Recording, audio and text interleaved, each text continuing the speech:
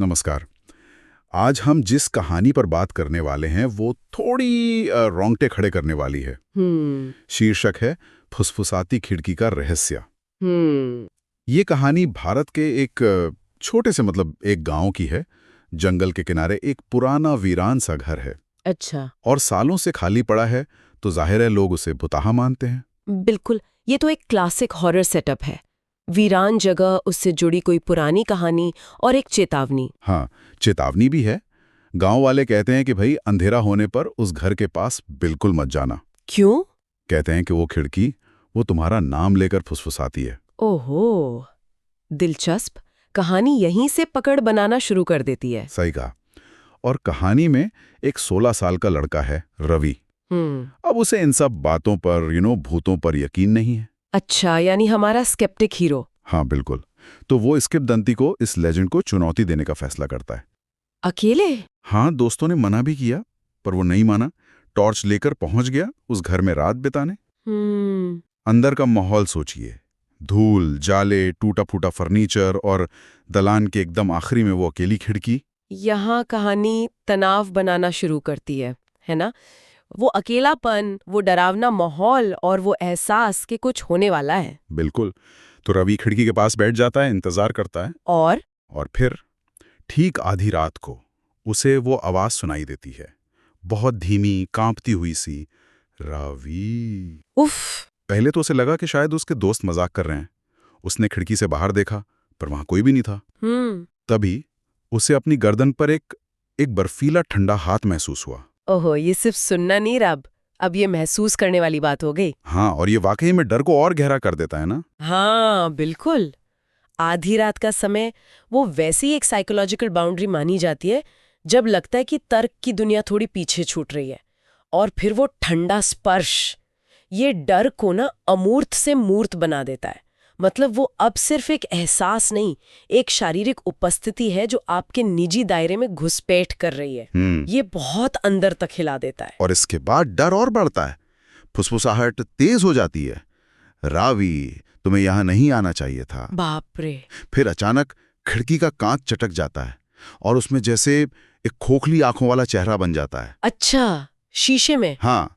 रवि बुरी तरह डर जाता है, भागने की कोशिश करता है पर दरवाजा जाम हो जाता है, खुलता ही नहीं। ये भी दिलचस्प है, जैसे अब सिर्फ कोई भूत नहीं बल्कि पूरा घर ही उसके खिलाफ हो गया है।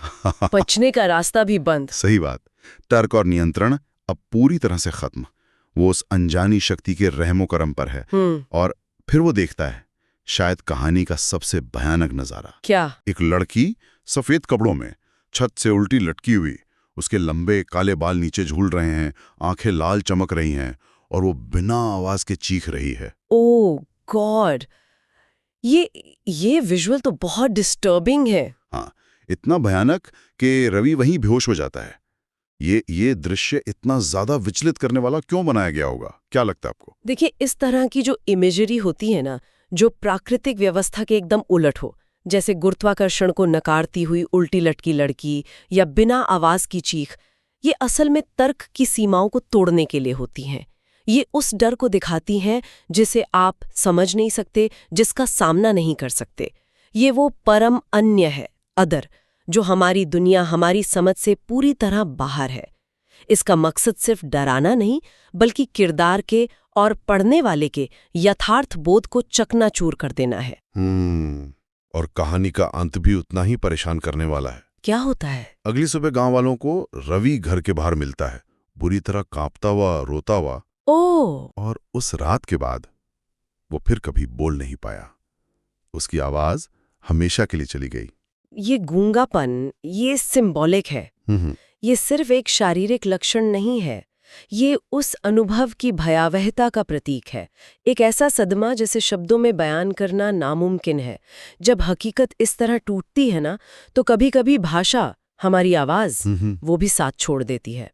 मतलब उसका अविश्वास एक भयानक सच्चाई से टकराया और नतीजा यह हुआ कि उसकी आवाज ही छिन गई। बिल्कुल, उस टकराव ने उसे तोड़ दिया। और कहानी यहीं खत्म नहीं होती। कहते हैं कि आज भी अगर कोई रात में उस घर के पास से गुजरता है, हाँ। तो उसे वही फुसफुसाहट सुनाई देती है, रवि। जैसे वो डर वो वहीं ठहरा हुआ है, इंतजार में। हाँ, ये कहानी को एक स्थायी रहस्य और चेतावनी बना देता है।